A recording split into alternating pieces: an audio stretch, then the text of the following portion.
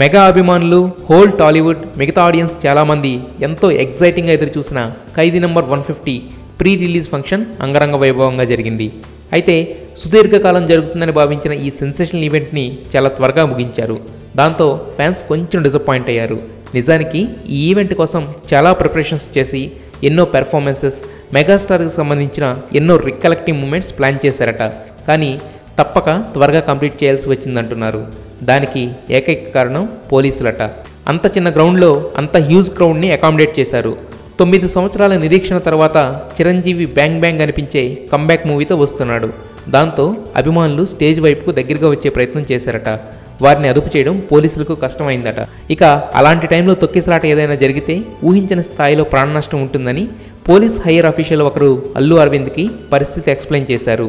ముందు వీలైనంత త్వరగా పూర్తి చేయమని చెప్పిన వాళ్ళు ఆ తర్వాత ఇప్పుడే ముగించమని రిక్వెస్ట్ చేయడంతో అందరితో త్వరగా మాట్లాడించి ఫినిష్ చేశారు. ఫంక్షన్ ఎంతసేపు జరిగిందనే విషయం పక్కన పెడితే సూపర్ హిట్ అయిందనేది వాస్తవం. ఈ ఈవెంట్తో ఫుల్ బజ్తో రిలీజ్కి రెడీ అయ్యాడు ఖైదీ నంబర్ 150.